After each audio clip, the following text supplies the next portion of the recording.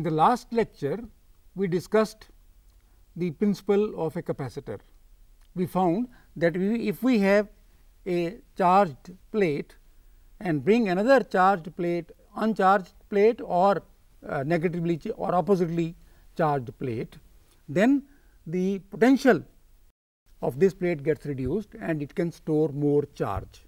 So, that is the principle of a capacitor, and we learned that when capacitors are in series, that is the positive of one joined to the negative and the positive of the other to the negative and so on, they are in series, then the total capacity gets reduced. When they are in parallel, that is positive plate of one joined to the positive plate of the other, negative plate of the one joined to the negative plate of the other, then the capacity increases. We also did a few problems and we found that if we have two charged capacitors, we join them, then there is a loss of energy, and this energy goes mostly as heat. Now, in this lecture we shall take up the question of the motion of charges in a metallic wire, and you know the motion of charges constitutes a current. So, we start with electric current. So, first of all, let us see the nature of conduction in metals. You know that metals are very high densities, the number of atoms per unit volume is very large, of the order of 10 to the power 30, and they get crushed, all the atoms they get crushed against each other, with the result that a few electrons I have shown here, they become delocalized. That means, they do not belong to any particular atom, and these electrons can move if there is a potential difference across, and these electrons are called free electrons. Now, during its motion inside a conductor, an electron collides continuously with the atoms. At each collision, the electron changes its course, so its motion is truly random. If we focus attention on any cross section of a conductor, there is no net flow of electrons in any direction. Let me show you this first. Here I have a piece of wire, a metallic wire, and I have the motion of electrons when there is no electric field applied, when there is no potential difference applied. Now, the electrons move in random directions, and if I choose this cross section, there is no flow of electrons either to the left or to the right, and this is how the things happen. Here we have one electron, this electron collides with this atom, changes direction, collides with this atom, changes direction, and so on.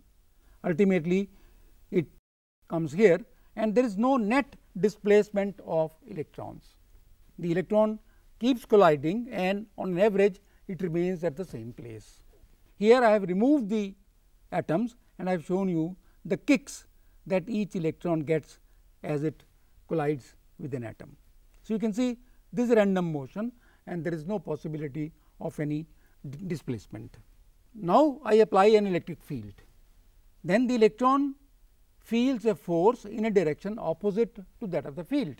The field is in this direction, and the electrons get a kick in the opposite direction, get acceleration in the opposite direction. And now, what happens? On each of these vectors, which were random, I am now adding a systematic component to the right. So, what happens is that we get this, that there is now slight displacement of electrons. So, when an electric field is applied, then there is collisions of course continue, but on top of collisions we have now a directional motion of the electrons, random but directional motion of the electrons. So, they move in a direction opposite to the electric field, and you can see as they move they also collide, but because of the electric field there is net displacement of electrons. We say that the electrons are drifting in the direction opposite to the electric field. Because of this drift, there is now a net flow of electrons towards the end of the conductor, which is at a higher potential. This is at higher potential, so the electrons are moving towards this. You can see the motion is still random. This flow constitutes the electric current. Electric current is, as you know, flow of charges. The collisions which impede the motion of electrons gives rise to resistance of the conductor. So, these collisions they impede the motion of the electron, and therefore, it is called resistance. They apply resistance to the motion of electrons. If we apply very strong electric field, then all the electrons move almost orderly, but if we do not have a strong electric field, then the motion is like this, random motion. And in this circuit, when there is a flow of current through the wires, then there is a current flow of current to the bulb, and the bulb gets lighted, bulb gets glows. The measure of the current is the charge that flows across a cross section of the wire in 1 second. Let me go back to this. I have chosen this cross section, and I find the number of electrons moving through this cross section, and then the rate at which the electrons move across this cross section is the current, the flow of charge per second. Remember that this is only when electric field is very strong, otherwise the motion is random. Even then, through a cross section the electrons drift, and therefore, the flow of charge through any cross section per second is called current. So, I can define mathematically current as delta q by delta t, and in the limit of delta t going to 0, this becomes dq by dt. So, the current is dq by dt. The SI unit of charge is coulomb, you know that, its symbol is capital C. The unit of current is called an ampere, and its symbol is capital A, and 1 ampere is 1 coulomb of current flowing through any cross section every second. The fundamental unit of charge we have seen earlier also is an electron, which has charge given by this number. And one of the wonders of nature is that charge on the proton is exactly equal to that of the electron. So, the protons inside the nucleus, they can exactly cancel the charge due to an equal number of electrons outside the nucleus. So, therefore, the atom is completely neutral without any charge, and if the charge exists, then it is always an integral multiple of either electron charge or proton charge. We do talk of quarks. Quarks are the constituents of particles like neutrons and protons, and inside these neutrons and protons quarks exist, which are thought to have charge which is fractional, but outside these particles the charge is always an integral unit of this charge, integral multiple of this charge. We have seen how an electron collides with atoms as it drifts through the wire. The time between two successive collisions is obviously not equal. So, what we do is we take a average, but since the number of electrons is very large, this average is equal to the average of average times for all electrons. That is, if you take all the electrons, find the average time between collisions, then take their average, that is the average time between two collisions, and this is called relaxation time, and it is denoted by this Greek letter tau. The distance travelled by the electron during this time, which is the same as the average distance travelled by it between successive collisions, is called the mean free path. See, there is the average time between two collisions, and there is also the average distance between the two collisions. This is called the mean free path. Once again, we take average of averages of all electrons, and we find the mean free path, and the speed with which the electrons drift is called the drift speed. So, it can be shown again because of the large number of electrons that the average drift speed of an electron is the same as the average of average drift speeds of all the electrons. So, we denote the average drift speed by V d. If E is the magnitude of the electric field intensity, then the force experienced by an electron is E, and if m e is the mass of the electron, then the acceleration it acquires is A e by m e. And since this is the acceleration in time tau, which is the average time between two collisions, it acquires a speed which is given by V d, the drift speed, and it is equal to E by m e times tau.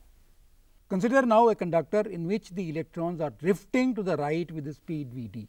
So, this is how the electrons drift, and I have this piece of wire and I have chosen a cylindrical region with a length equal to v d. So, that all the electrons present right from this point, they can cross this cross section A in 1 second.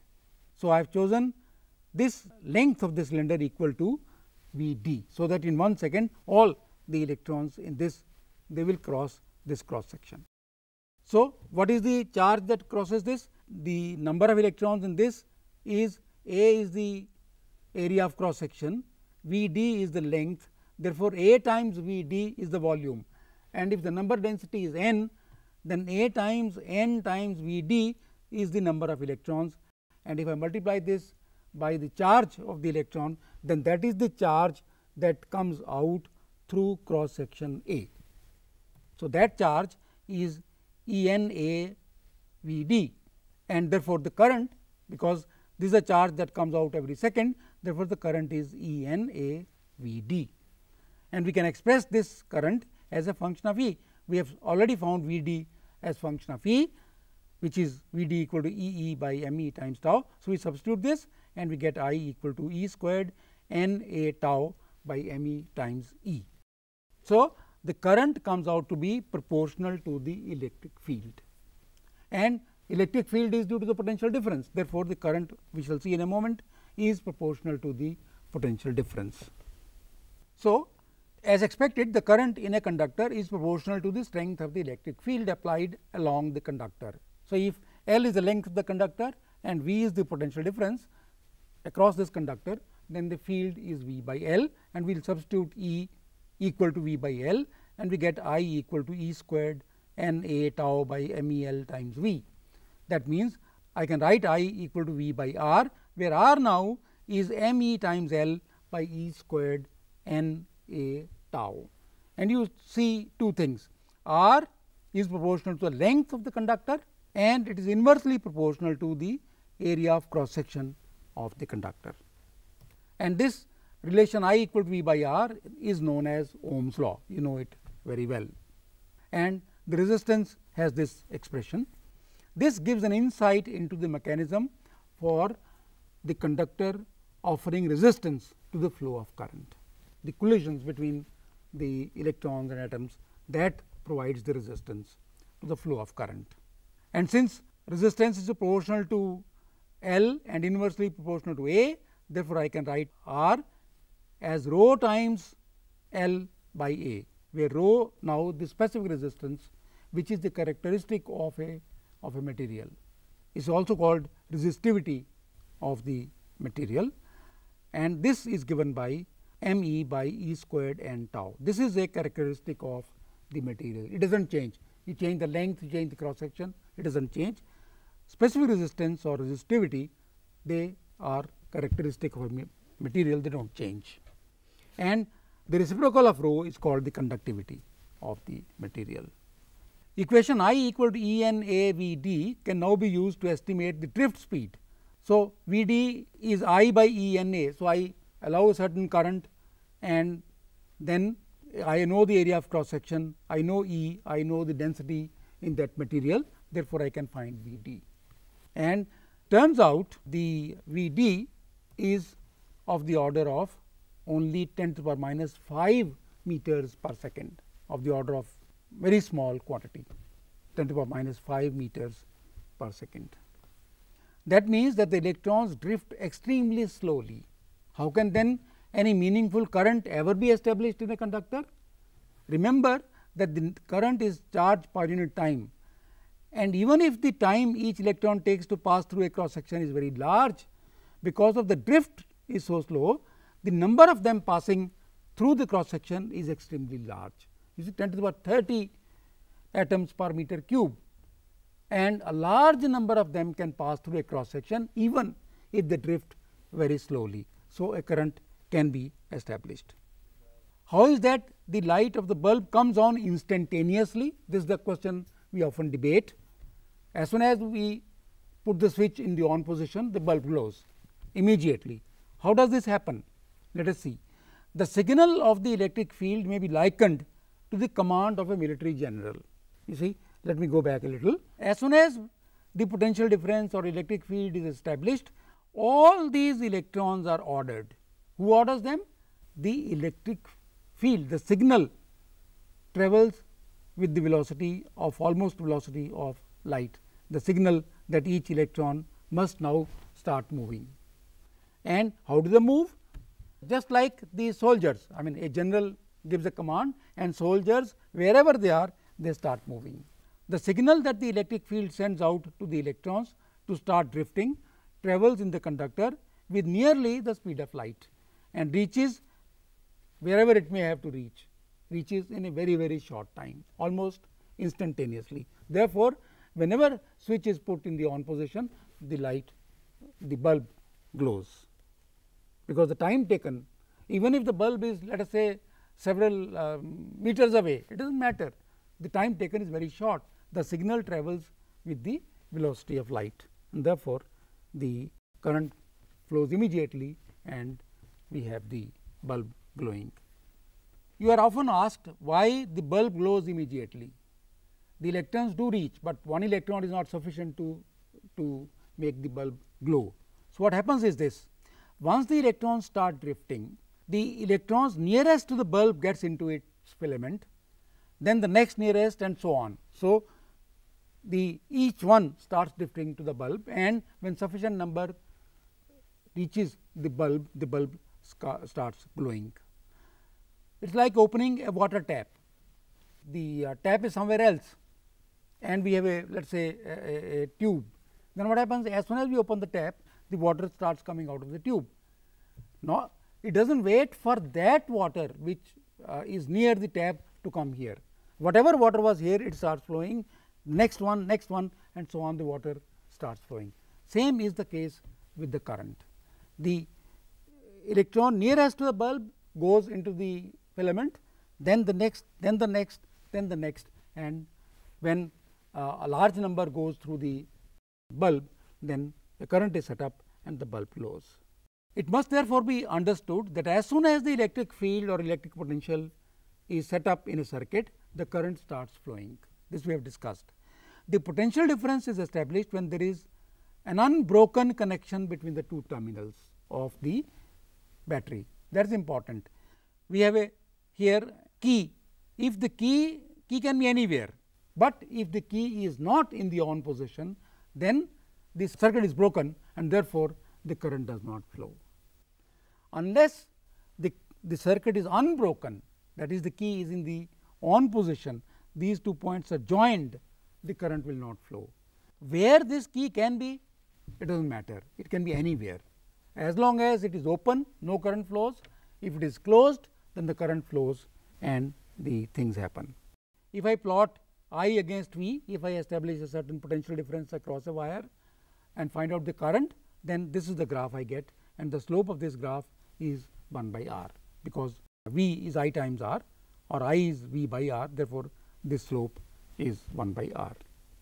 And these devices which have this linear relation between I and V, they are called ohmic devices.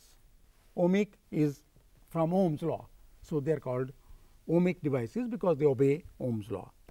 Non-ohmic devices, when the relationship between I and V is not linear, as in this case. This is a p-n junction. There the relation between I and V is not linear. Therefore, it is a non-ohmic device. If I combine resistances one after the other, they are said to be in series, and in fact, they constitute one whole long conductor, and therefore, the resistances are added. Here we have resistance R1, R2, R3, they are all in series. The current flows through this R1, then through R2, then through R3. It is not divided, it does not get divided anywhere.